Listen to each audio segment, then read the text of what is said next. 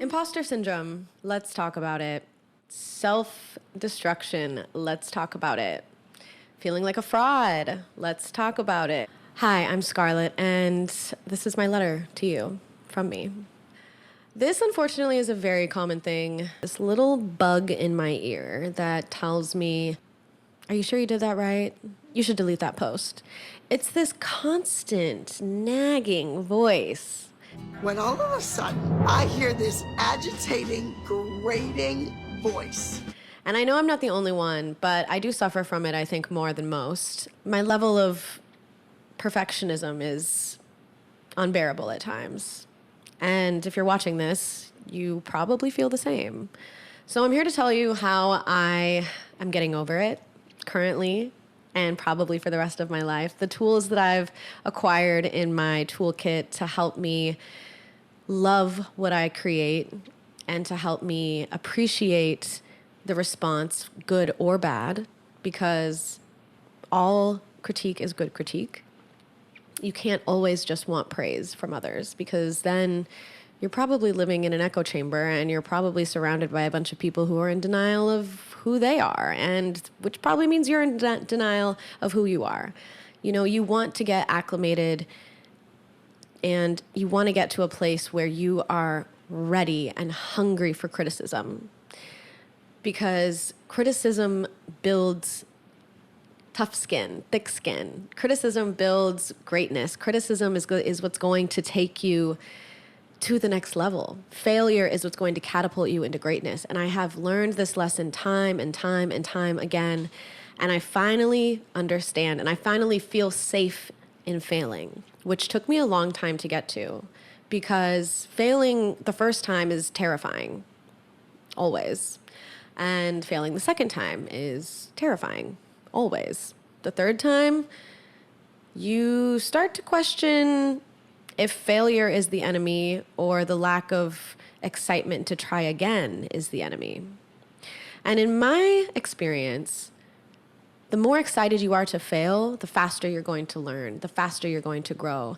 And so this imposter syndrome starts to slowly fade away, because you only feel like an imposter because you haven't tried enough times. You haven't gotten to the point where you recognize that the journey is success. Being on the journey, taking the step is successful, because the end goal doesn't move. We might move our goals farther and farther and farther along, but the end goal is happiness always, fulfillment, enrichment, enjoyment, love, success, money, hopefully. And the only reason that we ever feel like imposters is because we know that we haven't done the work in order to achieve that. And the work doesn't have to be physical work. It doesn't have to be time spent. A lot of the time, most of the time, 99% of the time, the work is inner work. The work is knowledge. The work is know-how. The work is being able to stand among peers who have put in the time, put in the 10,000 hours. And I ran into this in such a severe and embarrassing way when, oh God, this story is so embarrassing. I met one of my idols, huge star, A list, Grammy, multi-Grammy winner. I met him at a little place called the Black Rabbit in Hollywood.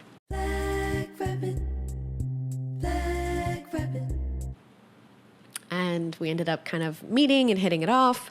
And he invited me to stay for karaoke with him and his friends after hours. And I'm a singer. Okay, if this is your first experience of me, know that I'm a singer. I'm a music producer. My passion is music. I've spent my entire life, working towards being a great music artist. I'm invited back to karaoke with him and his friends. And I get up to sing a song and I bomb. I don't know what, I was so nervous. I had had a couple drinks. I bomb. I can't even find the right key. And my idol, like, I say that in the least weird way. Like, we're friends now and it's fine. But at the time, I was honestly starstruck and just let my nerves get the best of me. And I bombed. And I get off stage and he goes, "It's okay. Not everybody's a singer." Black rabbit, black rabbit. When I tell you that my insides curdled, my insides melted. It was like I had just contracted a horrible virus and I fell ill instantly. I just couldn't believe that the first time that I was going to meet one of my favorite artists, I would sing in front of them and they would say, "It's all right. Not everybody's a singer. Take me away. Somebody call the ambulance. I'm dead." I didn't know what to do at that point. He was super gracious and it was fine and we all hung out and it was fun. But inside, I was dying because I had just experienced real life imposter syndrome. Somebody actually telling me, one of my favorite artists ever telling me, "You suck." That moment changed everything for me because the thing that you don't prepare yourself for is actually experiencing the worst. We think about the worst. What if this happens? What if? But when it actually happens and you just have to continue living, you realize that you are an imposter. I guess I felt vindicated in my own insecurity at that point, but also so pissed because I'm a great singer. And I had let myself talk myself out of my own skill, my own talent, and give myself so much anxiety that when the moment came, even though it was after hours karaoke, I choked. I gave in and I seceded to my anxiety and my fear and my imposter syndrome. I honestly, at that moment, I thought that I would never forgive myself for not just having the confidence. And I realized that imposter syndrome is the intersection between fear and self-fulfilling prophecy. Because if you continue to fear, you are not going to do something. And when you don't do something, such as practice 10,000 hours, practice in front of the mirror as an artist, put in those 10,000 hours, know exactly what song to pick at karaoke when your favorite artist asks you what song to sing so that you absolutely kill it, you will fulfill the prophecy of being an imposter. Fear is what's killing you. Your fear of being an imposter is what's keeping you an imposter. Let's look up the definition of imposter. What is the definition of an imposter? An imposter is someone who pretends to be someone else, often to deceive others or gain an advantage. In a broader sense, it can also refer to someone who feels like a fraud despite evident success, often experiencing feelings of inadequacy and self-doubt. And what could lead somebody who has already found success to still feel like an imposter? Feeling like an imposter despite success can stem from several factors. It might be due to perfectionism, where individuals set extremely high standards for themselves and feel they haven't met them. They might also attribute their success to external factors like luck rather than their own abilities.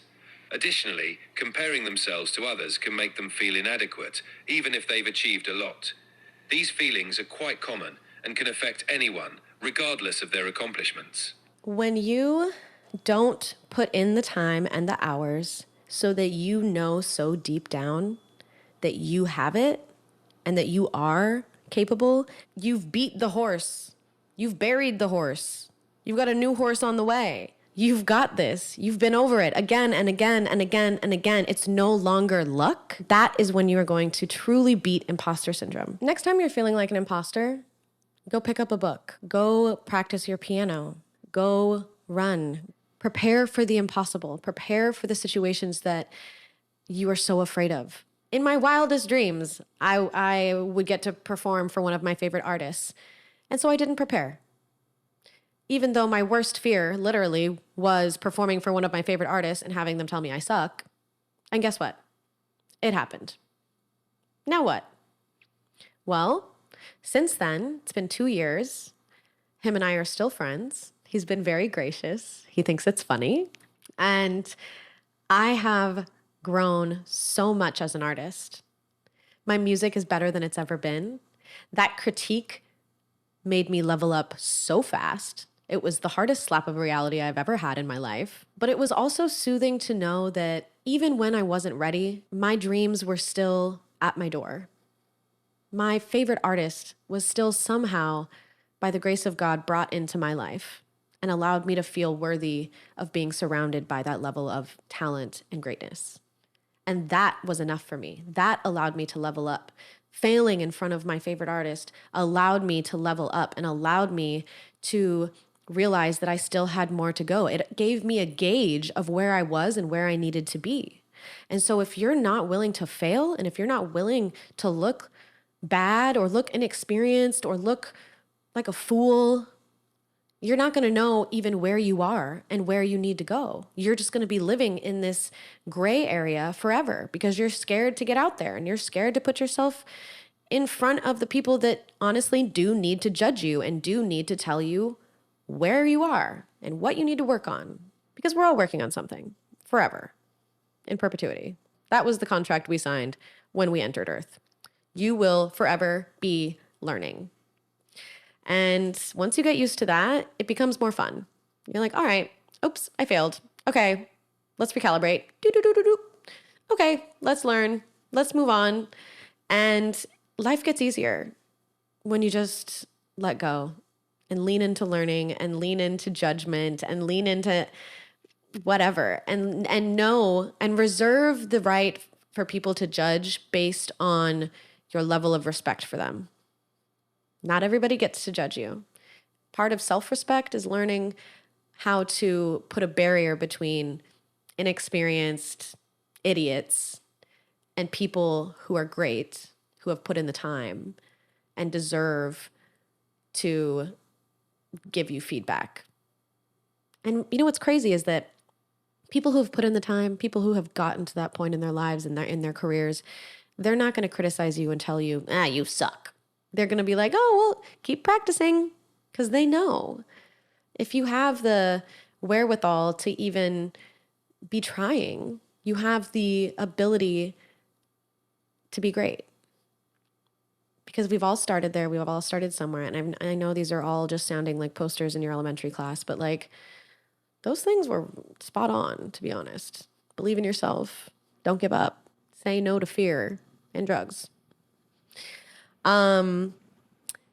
That is all I have for today. So that was my letter. I'm Scarlet, and I will see you next time. Drop any comments or questions you have below. I would love to hear where you are at in life and how I can help. If you want me to speak on any other things or elaborate on anything, just drop that in the comments. And in the meantime, go listen to my music. I'm going to drop the links below. I appreciate you guys so much. Have a great day.